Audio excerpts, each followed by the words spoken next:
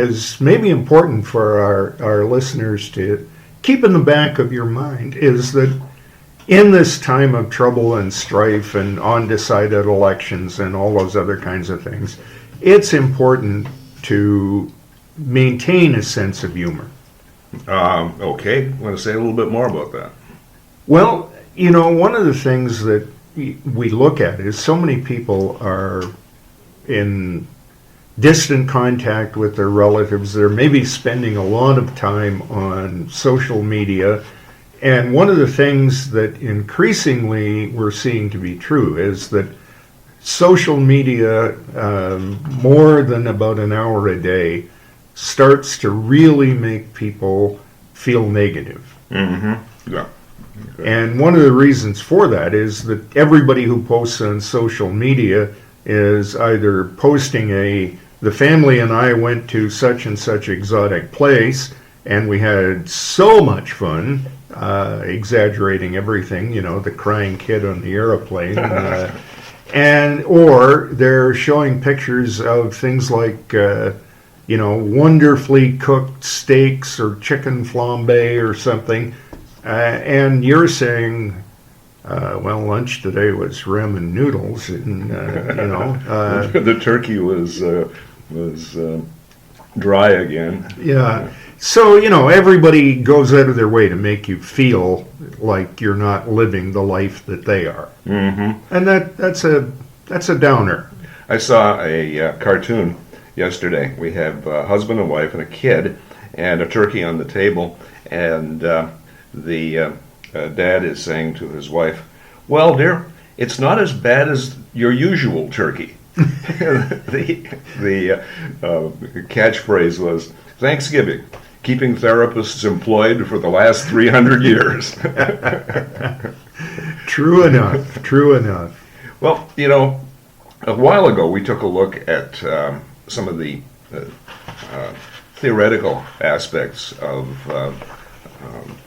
humor, and I just want to mention some of that. For example, laughter. We think that laughter is a good thing. Right. It's the more that we laugh, hey, what happens? We get more air into our lungs. We oxygenate the brain. Good laugh gives us some exercise. So humor or laughter has this biological or evolutionary attachment, I think, that's important. So important in terms of laughter is a good medicine.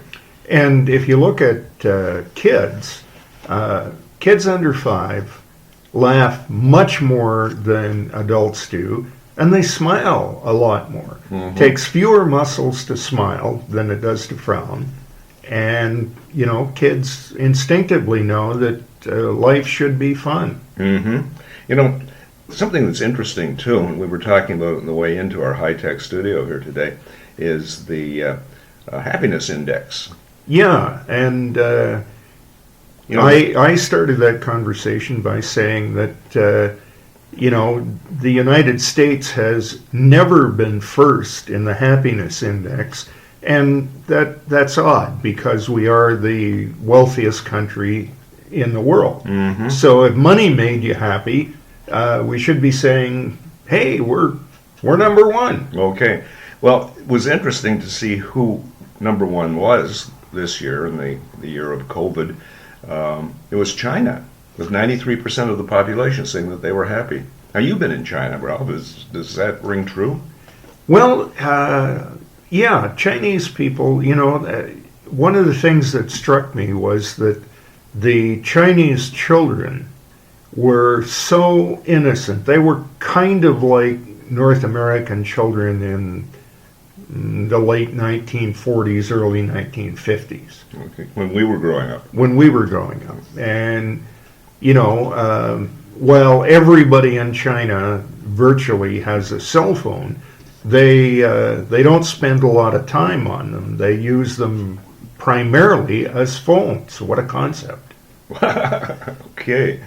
Well, so our country, the country that we are expats from, slipped a little bit. It was number 1 or number 2 last year. Now it's down to, I think, 4th or so. So that's Canada going Yeah, down. and But I guess it's better than Peru, which was at the bottom of the list. yeah, and thinking of the South American countries and the Central American countries, the dictator in Venezuela made a public announcement yesterday. Oh yeah, what did he say? He said, "Bad news. The crop has failed. We have nothing to eat but lizards. Lizards? The good news, there's not enough lizards to go around." Okay. Well, another theory of humor or laughter is, or kind of loosely put together, as the superiority theories. That is that humor serves to put people down, which is kind of, well, it's kind of negative in a way, because for me to feel better, by putting somebody down, that is kind of a downer. Well, let me give you an example Okay. of that. Yeah. Preacher gives a fiery sermon about perfection, and in it he says, no person on earth is perfect. I'd like the congregation, if any of you feel you're perfect, I'd like you to stand up. And he looks around and nobody's moving, and finally at the back of the room one elderly gentleman stands up. And the preacher says, "You, sir, do you think you're perfect?" And the elderly man says, "No, I don't. I'm rising on behalf of my wife's dead first husband."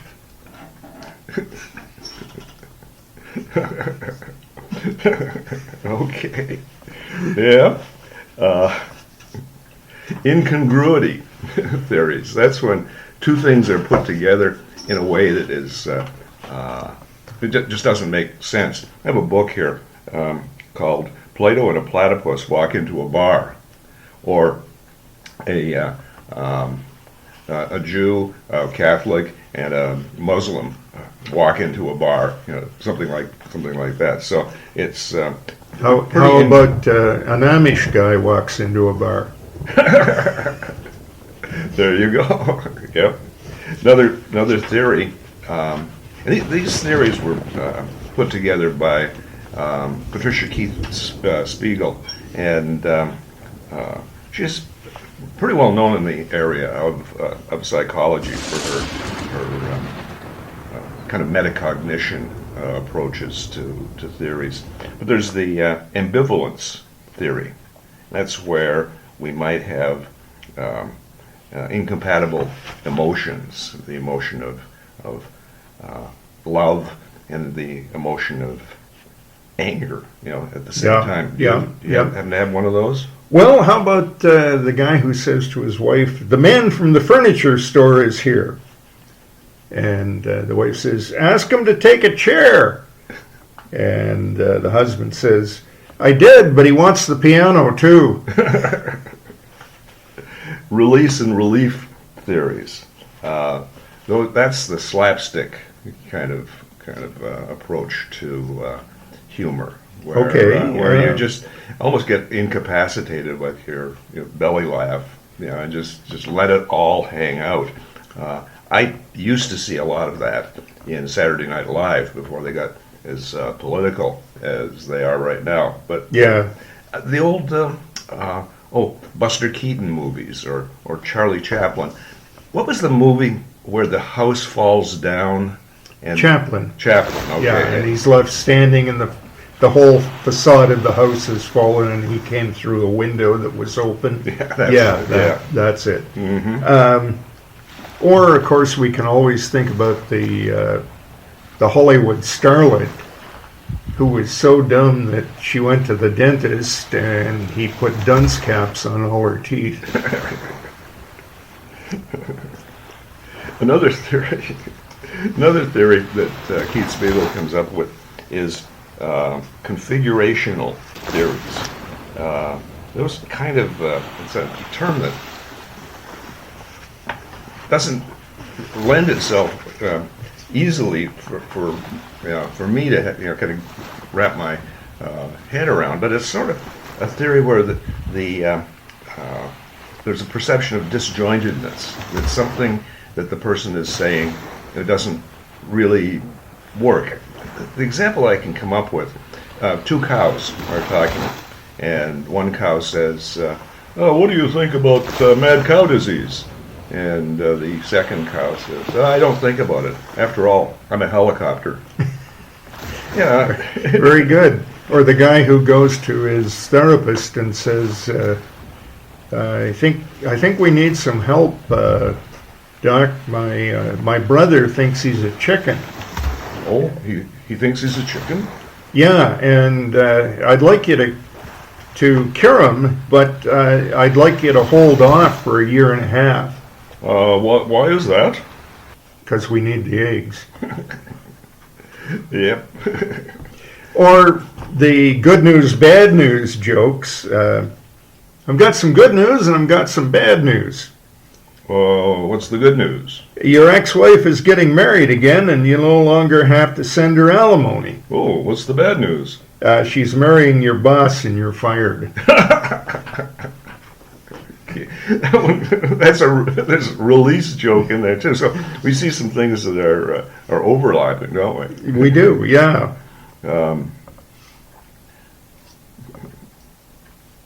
Or Edison, who said to his wife, "Good news, I just invented the light bulb. Bad news, I can't get it to ring." The last of Keith Spiegel's theories is psychoanalytic.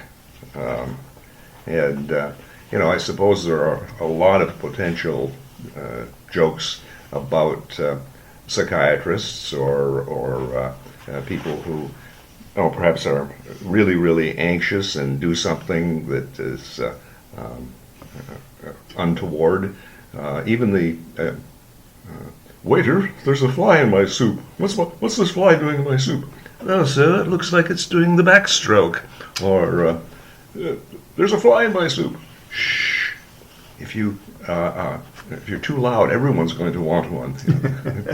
Yeah, or the guy who goes into the restaurant and says, "Waiter, I haven't eaten in 1.5 days and I'm starving hungry.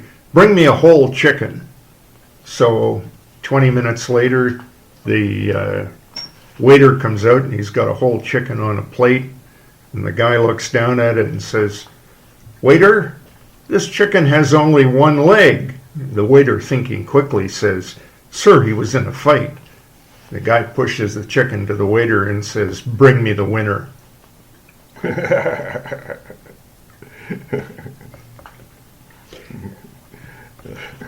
Man and a woman are at a party and he says to her, "Do you go horseback riding?" The woman, clearly finding him annoying, says, "Yes."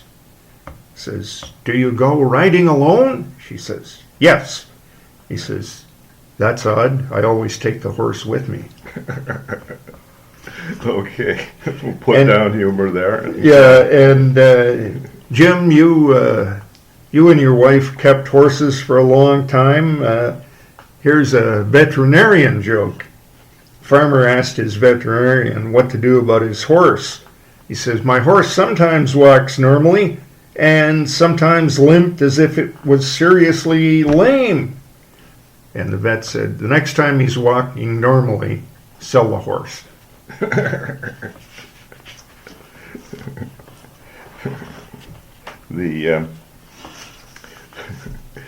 Sometimes we can take humor and we can relate it to some of the things we've talked about.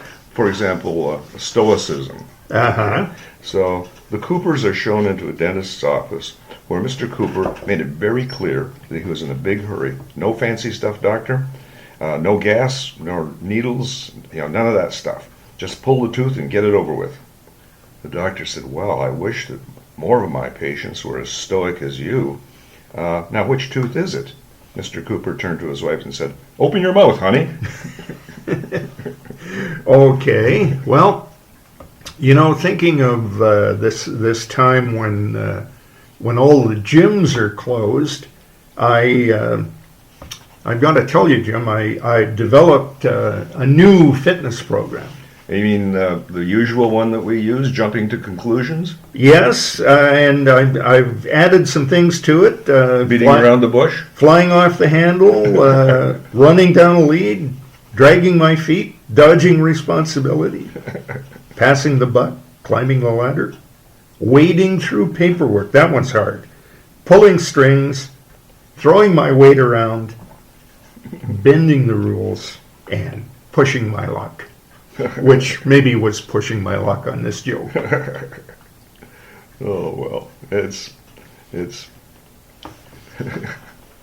how about this one? I was thinking about this yesterday. It was Turkey Day. I was thinking about German food. You know how when you eat Chinese food, you are hungry an hour later? Right. Well, when you eat German food, an hour later you're hungry for power. Okay.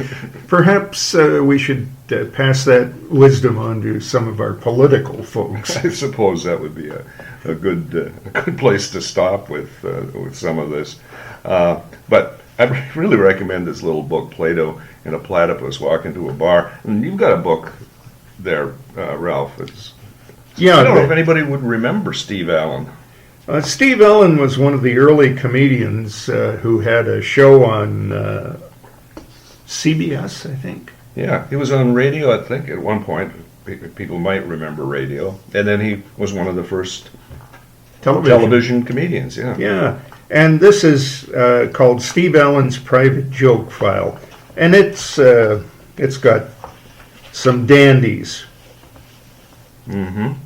You know, I think about some of the early comedians, like Carl Reiner was one, Phyllis Diller, Mel Brooks, and they were all kind of associated with Steve Allen, weren't they?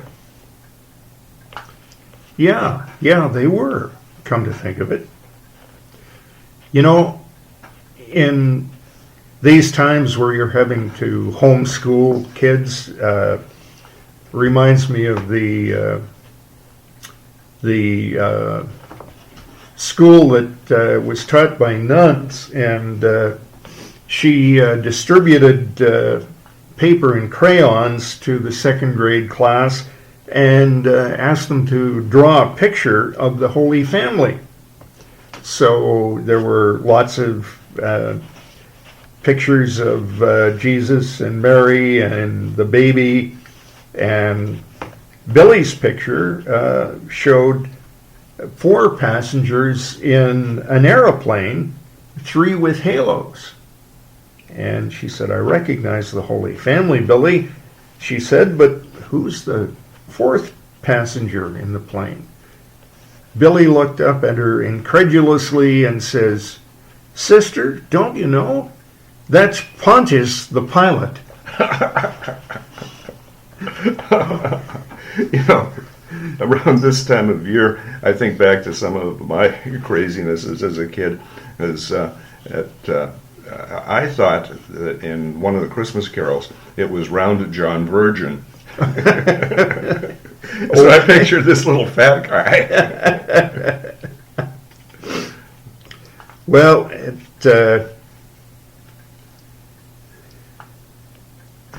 the thing from the church bulletin that is appropriate this time of year, which is Thanksgiving, Thursday, November 24th, will be observed with the service of morning prayer at 9 o'clock.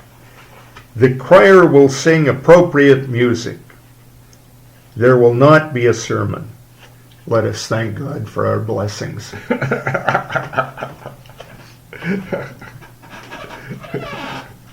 Okay. Well, our last podcast, as you said, went on for 47 minutes.